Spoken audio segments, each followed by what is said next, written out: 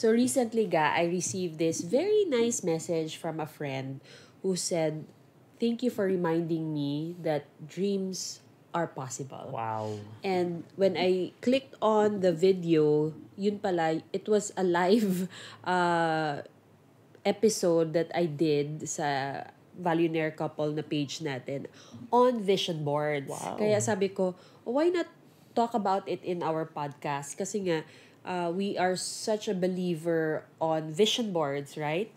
How many years ago was that? Yung ko na ginawa mga- mong live? I think 4 years ago, we've been doing live kasi on Thursdays sa Real Talk Yeah. with the Valunaire Couple, diba, na page. Na-stop lang siya during the pandemic, I think. Patuloy pa rin tayo, pero not as much as we can. And then we transition to TikTok and of Right. course podcasting. But yun nga, when I looked at the video, parang oo nga no, ang galing nito kasi apparently the person who messaged me, siguro nagawa din siya ng vision board and naging totoo, nagmanifest yung mga dreams niya. Wow. We were actually doing vision boards even when we were still single. Hindi ko alam. Diba? I think Ako, for both of us. at least for me, I started doing my vision board when I was still single. And natutunan ko yan dun sa kauna-unahang network Ay, marketing tama, company tama. na Yes. sinalihan ko. Okay, okay. Diba? And one of the activities, syempre, kapag ka nasa sales ka, kapag ka nasa network marketing ka, Yes. is really to do your vision board. Right? Yes. So, exciting siya na gawin kasi it gives you, parang a peek into your future, whatever future life you want to achieve. And yun nga, parang eventually nag-evolve din siya, nagkaroon ng iba-ibang style ng paggawa ng vision board. And that's probably the reason why yung tao na nag-message sa'yo is merong na-achieve dun sa mga ginawa niya sa vision board niya. Yeah, kasi parang before the pandemic, we had this activity sa office na nag-cut out tayo ng mga pictures from the magazine and then inallow natin sila to create their own vision boards. Tama, naalala ko pala, when we were still single, gumawa din pala ako ng sarili kong vision board. And when we had our son, Uno, ang nangyari, we created a vision board on places we want to visit, to have vacation. And eventually, parang years after, na-realize natin na, isa-isa, napuntahan Nangyayari natin, na. no? Naalala ko, China was there. Hindi pa tayo nakapunta sa China, but Australia, London, 'di ba? Yep. US, and then maalala ko na meron pang bahay, no, na the picture and a family car. Yep. Tas may photo pa tayo, ako, ikaw, tsaka si Uno. Tsaka si Uno. Yan. Diba? And isa sa mga elements nun is yung declaration that we are one of the top distributors or top agents dun sa company that we were associated with before, diba? So, yeah, it's exciting. Tatandaan ko nga parang ang liit-liit pa nung Liit vision pa, board natin na kasi ginawa nun. Ano lang siya, photo frame siya na pwede natin ilagay sa Yes. bedside table natin. Tapos it eventually evolved into a bigger form. Na naka-illustration board. Yes, oo. Yeah. And yun, mas marami tayong nilagay doon na gusto nating ma-achieve. Tama, no? Grabe ang evolution nung paggawa natin ng dream board or vision board at that time. Naalala mo pa, ang ginawa natin, aside from yung malaking printout na I still keep until now, no? I saw it one time when I was fixing some stuff. Yung isa pang vision board na ginawa mo, parang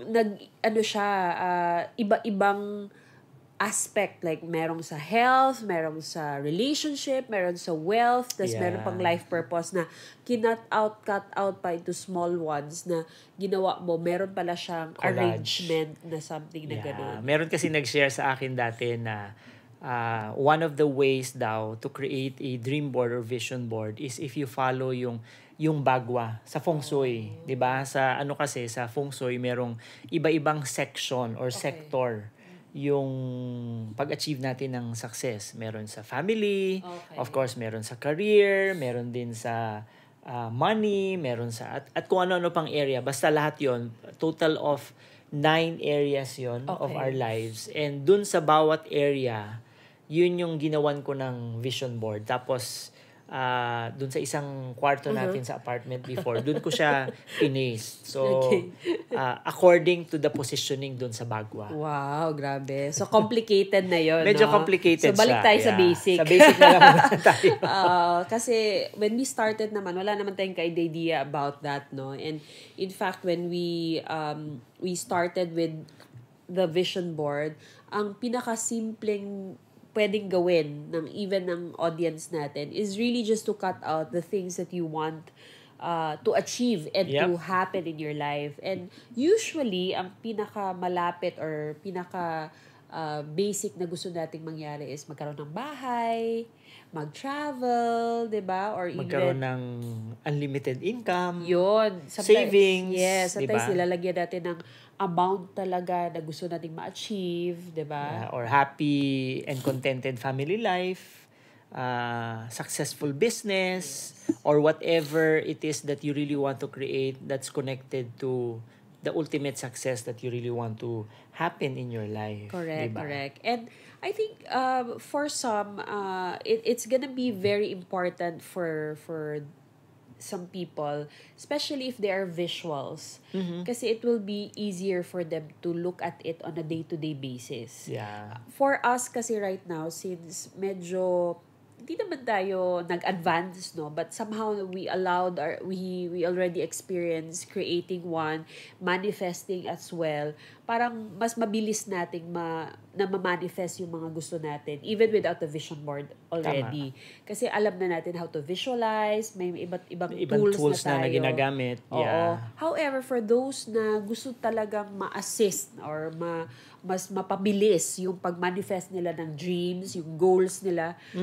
Now that, of course, we are halfway through the year, I think etong vision board is so basic, it's so easy to do that anyone can actually just use this powerful tool that we're going to share with you today. I think yung pinaka-importanting benefit, as far as we have seen or have experienced as well, of the vision board is really yung the fact na makikita mo siya on a day-to-day basis. That's why it's good that if you have a vision board, you put it somewhere na pagkagising mo, makikita mo kaagad siya as a reminder for you on your intentions for the day. Yeah, so it's basically nagiging clear ngayon yung mga gusto mong mangyari or yung Correct. goals mo sa buhay, whatever aspirations that you really want, 'di ba?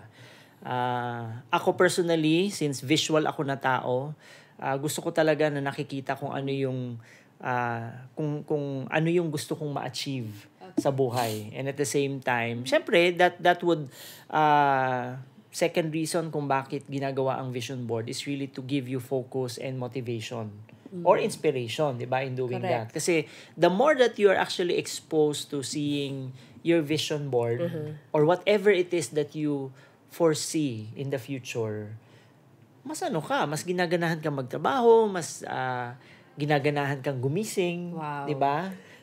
It will actually pull you out of your bed. Parang narinig ko yata ito na sinabi ni Steve Jobs before na you should create a vision of yourself or whatever it is that you want to happen in your life, that it will pull you out of your bed every time that you feel like being lazy or procrastinating, 'di ba?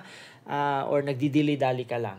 So dapat yung yung vision board will actually give you that so much focus and motivation so that you can achieve a lot of the things that you want to achieve in your life. Nice. Ano pa ba? Ano pa ba yung importance ng ng vision board? For me, it's also a way for us to track your success or your progress, yes. na kung saan ka na, ano na ba yung na-achieve mo, ano ba yung gusto mong pang ma-achieve. And again, a reminder na aside from the material things, ano pa yung gusto mong ma-achieve sa buhay mo para holistic yung success mo. Correct. So most of the time kasi if you focus natin pag success is money or material things like house or car, but yung sabi mo nga kanina na also looking at other aspects of your life para holistic yung success mo. Katulad ng health, Oo. 'di ba? Natatandaan ko yung isa sa mga unang vision board na ginawa ko. Search ako sa internet ng picture ng physique nung na gusto ko i-create para sa sarili ko. Tapos kinat out ko yung ulo Alala ko yan.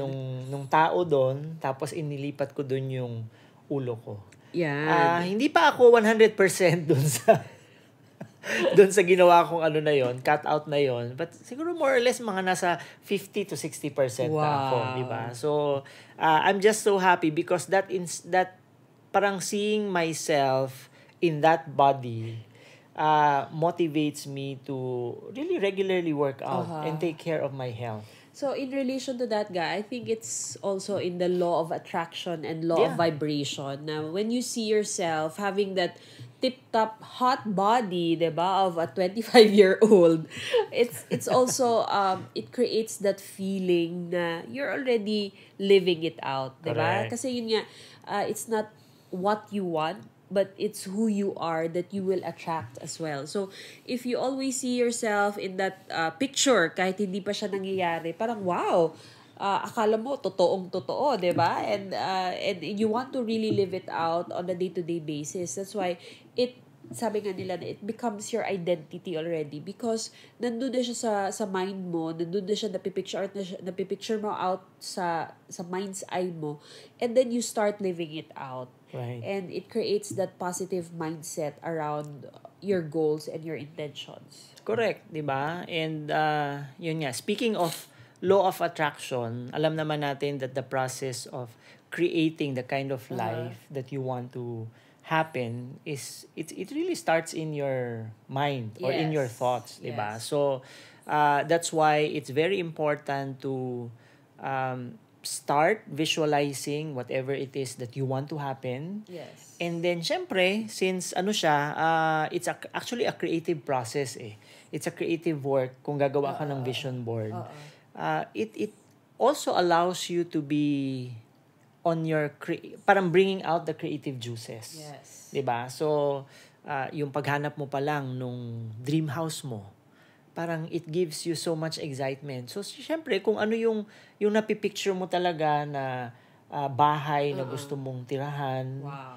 Yun yung hanapin mo either sa mga magazines o kaya naman sa internet and then just print it out and cut it out, 'di ba? So again, yung paglalatag nung lahat ng mga pictures dun sa pinaka vision board mo, it's already a creative process in itself. And ikaw mismo parang pagka natapos mo, ako ang feeling ko niya nung natapos ko yung vision board, sabi ko wow, proud na proud ako kasi dun pa lang sa paggawa ng vision board, very creative na. Oo, na-mention mo na rin no yung mga some of the elements na pwede nilang isali doon sa vision board. So, kasali na yung mga, syempre, pictures. Yes. Naalala ko dati, ito, part pa rin siya ng pag-evolve ng ating vision board. One seminar that we attended, it was also teaching us na pwede din siyang digital. Pwede. Na actually, when you wake before you sleep and when you wake up, you look at the slideshow, no? And then imagining that it's really happening.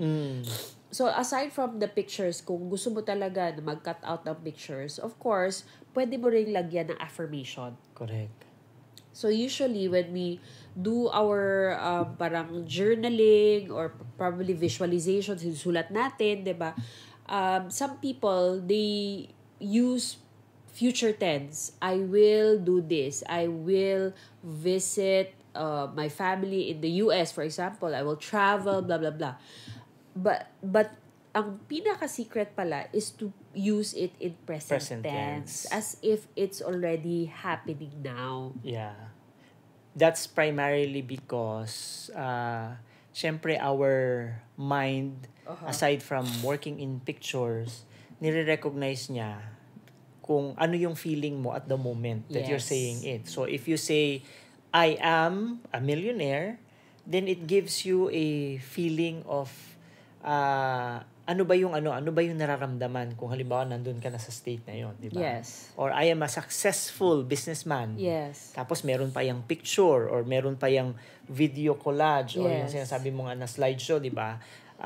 then it gives you that feeling na how is it to feel like you're already a successful businessman or a Correct. leader of your own organization, Oo. 'di ba? So since I mentioned mo yung yung paggawa ng slideshow, ng Oo. video, yun yung evolution ng vision board, no. A lot of people are actually motivated by or inspired by certain music. Wow. So, why not include na rin ang background music, 'di ba? Kung mapapansin natin actually sa sa YouTube, maraming mga samples ng vision board with affirmations tapos with corresponding music pa.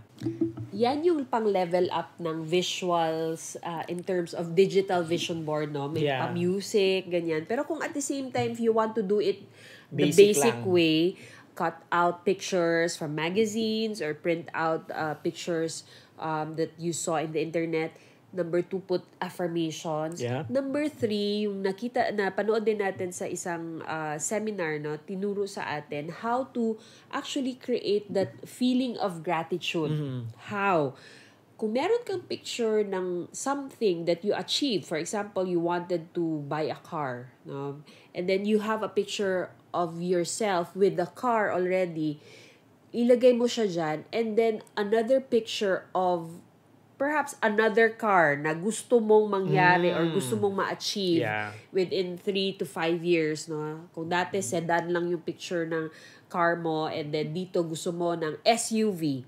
So, ilagay mo siya side by side and then you put an affirmation na I'm so grateful for having this car, for example, Vios, and I lovingly and gratefully want another car or an SUV.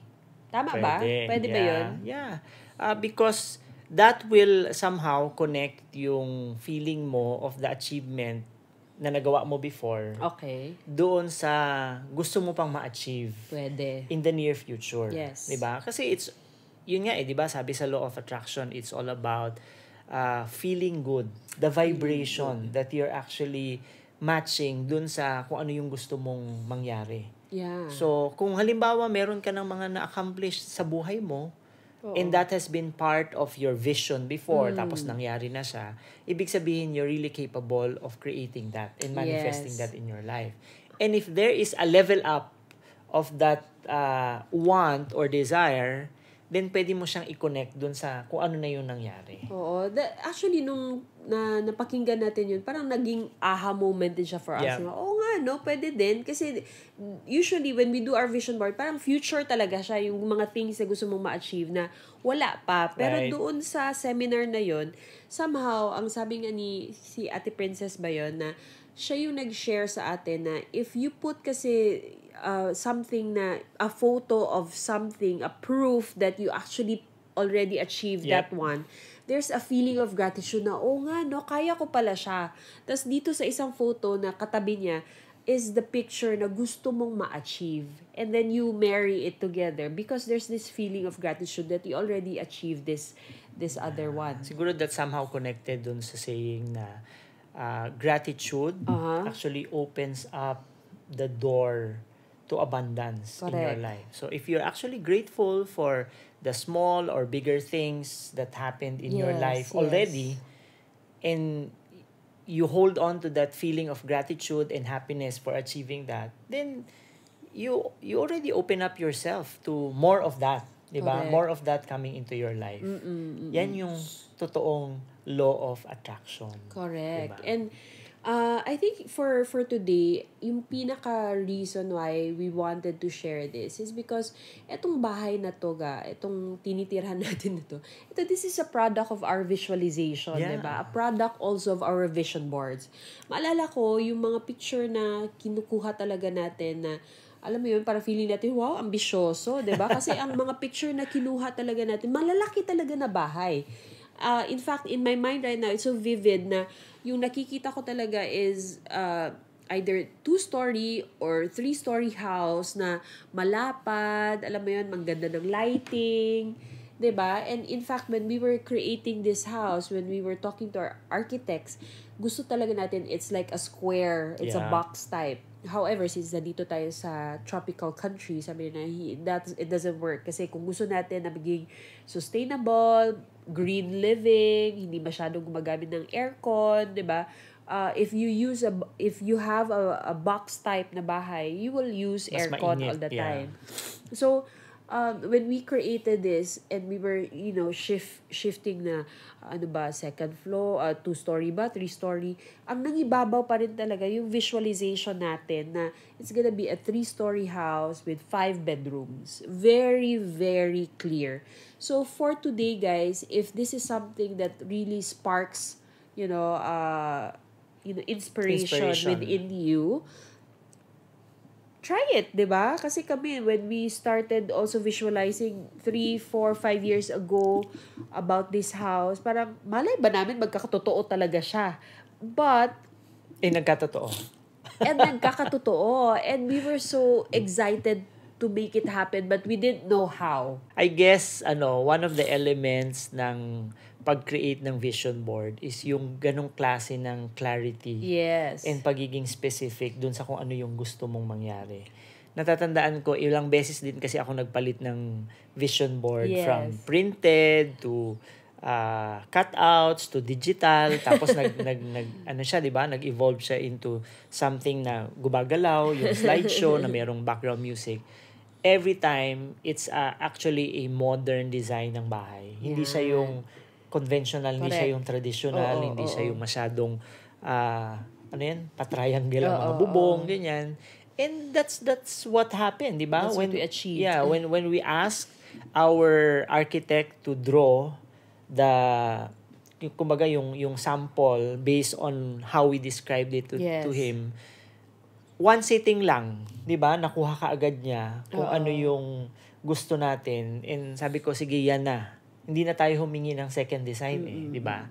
Sabi ko, sige, yan na. Because that was exactly what we pictured out during that time. So, clarity and being specific around what you want and finding a visual representation of that will really help you in terms of creating your most powerful vision board that you can ever create so that mas mabilis yung manifestation ng ina-attract mo sa buhay. Love it. And siguro ang pinaka-last na element that they can put in sa vision board nila is trust. Yeah. Diba? Kasi at the end of the day, you can only create it. You can only, create the vision board, work at it, kasi hindi naman pwede mag-vision board ka, tapos wala kang gagawin, matutulog ka lang, diba? But yung trust and surrender that God will manifest it in His own perfect timing. Yun ang pinaka-importante. Kasi hindi mo alam kung kailan siya mangyayari. And hindi mo alam kung paano siya mangyayari. Diba? Yeah. Who would have thought na we will build this house during the pandemic? Correct. And we will have the provision to build it during the pandemic. Diba? It happened because we were so clear na gusto natin ito, gusto natin magkabahay, gusto natin ng 3-story, 5-bedroom house, and everything just fell into place. And that's why trust and surrender to God's will also work in this vision board. So what you're saying is, do not worry about the how, Yes. but make sure that you know the reason why you want it and why you really deserve to actually have that kind of home or probably a car or whatever it is that you want to create for your life. Hope you found value in this episode. Follow for more contents like these and don't forget to rate us 5 stars. See you in our next episode. Talk to you soon.